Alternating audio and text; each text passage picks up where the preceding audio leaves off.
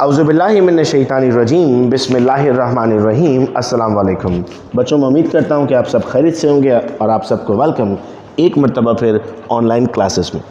कुछ स्टूडेंट्स ने रिक्वेस्ट की थी कि सर हमें पेडिग्री टाइप क्वेश्चन समझने, ये एग्ज़ाम में पूछे जाते हैं, हमें पेडिग्री टाइप क्वेश्चन सॉल्व करने में प्रॉब्लम होती है, तो हमने रिवीजन क्लासेस में आज इस पेडिग्री टाइप क्वेश्चंस को समझने की कोशिश करते हैं। देखिए, इस तरह का आपको पेडिग्री दिया जाता है क्वेश्चन में और साथ में उसकी की दी जाती है। अब आपसे वो इसको लेकर मल्टीपल क्वेश्चंस पूछ सकता है। आपसे पूछ सकता है जीनोटाइप बताइए, फिनोटाइप बताइए। अब जीनोटाइप क्या होता है सर? या तो जीनोटाइप होमोजाइगस होगा या फिर हेट्रोजाइगस होगा। और फिनोटाइप क्या होगा सर? उसकी एक्सटर्नल अपीयरेंस जो आप देख रहे होते हैं। मिसाल के तौर पर अगर टॉल है तो अगर 2 कैपिटल टी लिखे हुए इसका मतलब ये क्या हो गया? Homozygous tall. अगर ड्वार्फ है तो ये आपके पास हो गया होमोजाइगस ड्वार्फ। अगर टॉल दिखता है आपको लेकिन ऐसा दिखता है तो ये क्या कहलाएगा सर? ये कहलाएगा हेट्रोजाइगस टॉल। तो इसी तरह की चीज़ें आइए हम इस सवाल में डिस्कस करते हैं। हमें कहा जा रहा है कि this is a normal female, ठीक है, यानी अगर नॉर्मल फीमेल है तो इसको हम कैसे लिख दें? XX। And this is hemophilic female. हमारे पास इस वक्त यहाँ पर इस पेडिग्री में हीमोफिलिक फीमेल हमें नज़र नहीं आ रही। फिर हमें कहा जाता है कि sir this is normal male, यानी जहाँ जहाँ पर ये लिखा हुआ है यहाँ पर आपने क्या लिख दिया? XX लिख दिया। ये पेडिग्री को सॉल्व करने का आपका तरीका होगा जिससे आप बड़े इत्मीनान के साथ सही जवाब ढूंढ लेंगे। अब आपने कहा जहाँ जहाँ लिखा हुआ है वहाँ पे हम नॉर्मल कर देते हैं। This is normal, this is normal, ठीक है। दिस इज़ हेमोफिलिक मेल, तो ये क्या हो जाएगा? XY एक जगह पर H आ जाएगा क्योंकि H is for haemophilia. XY एक जगह पर H आ गया, ठीक है। अब इसमें समझने वाली बात क्या थी बेटा? देखिए, नॉर्मल का मतलब ये है फीमेल 2 तरह से नॉर्मल हो सकती हैं। एक को हम नाम देंगे नॉर्मल और एक को फिर हम नाम दे देते हैं कैरियर, क्योंकि कैरियर भी सिम्टम्स शो नहीं करती है। तो अगर आप ये देख रहे हैं, अब आइए यहाँ पर हम पूरा किस्सा समझना शुरू करते हैं कि सर यहाँ पर क्या क्या पॉसिबल क्वेश्चंस हैं जो हमसे पूछे जा सकते हैं। आपने देखा, पहले केस को लेकर चलते हैं। This is case number 1।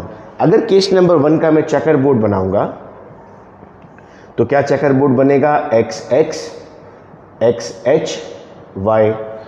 तो मेरे पास जो पॉसिबिलिटीज़ हैं वो क्या होंगी सर? ये पॉसिबिलिटीज़ हैं मेरे पास जिसमें 2 फीमेल बन रही हैं और दोनों दिखने में नॉर्मल हैं, सिम्टम्स शो नहीं करेंगी चूंकि कैरियर्स हैं। तो ठीक है सर, एक ये रिजल्ट मिल गया मुझे।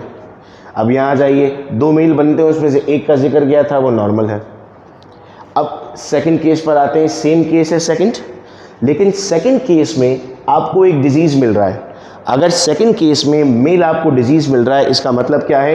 ये फीमेल नॉर्मल तो है लेकिन साथ साथ क्या है सर? कैरियर भी है। अगर इस पर आपको सिम्टम नहीं मिलते तो इसका मतलब क्या होता? इसका मतलब होता कि ये नॉर्मल थी, इस पर सिम्टम मिल गया। इसका मतलब क्या हो गया? एक X यहाँ से आया, एक Y यहाँ से आया और ये आपको क्या मिल गया? डिजीज़ मिल गया।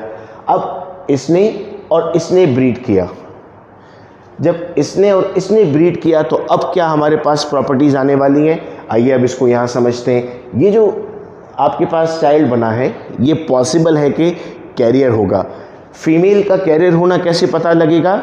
उससे बनने वाला अगर सन डिजीज़ है तो इसका मतलब फीमेल कैरियर थी। तो एक पॉइंट आज हमें मिल गया पेडिग्री टाइप क्वेश्चंस में हमें हेल्प करने के लिए कि इफ़ सन इज़ डिजीज्ड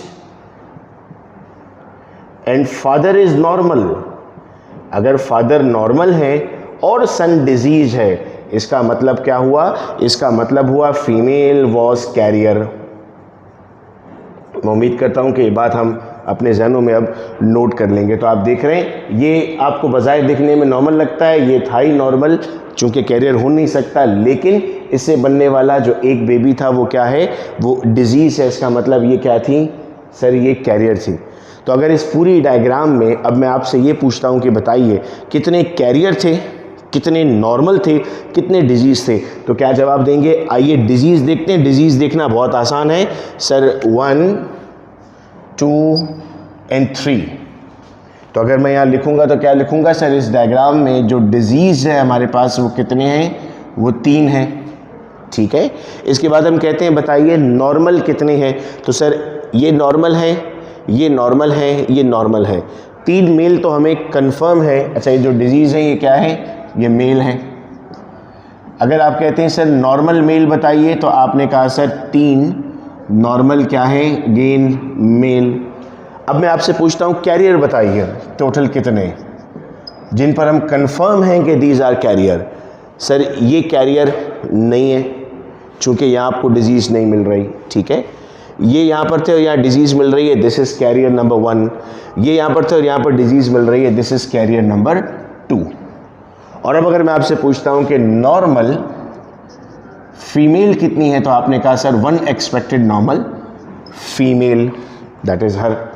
तो इस पेडिग्री क्वेश्चन से आपने देखा कि कितनी सारी चीज़ें हमने मालूम कर लिया। अब एग्ज़ाम में यही होता है, या तो आपको नाम दे दिए जाते हैं। सपोज़ कीजिए नाम दे दिया जाता, जब 2009 का पेपर आपको सॉल्व करवाया था तो उसमें नाम दे के कहा गया था कि अली है, आलिया है, साद है, इनको डिजीज़ नहीं थी, इनके बेबीज़ हो रहे हैं, डिजीज़ हो रही है। तो वहाँ से हमें बात समझ में आ रही है। एंड में जाते हुए फिर रिपीट कर देते हैं, क्या बात सीखनी है? पहली बात तो ये समझनी है हमें, अगर सन डिजीज़ आता है, फादर नॉर्मल है, तो समझ जाइए फीमेल क्या थी? कैरियर थी।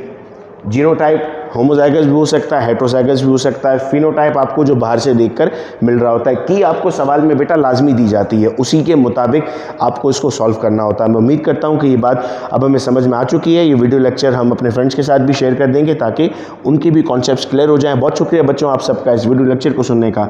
अपना बहुत ख्याल रखिएगा आप सब लोग। अल्लाह हाफ़िज़।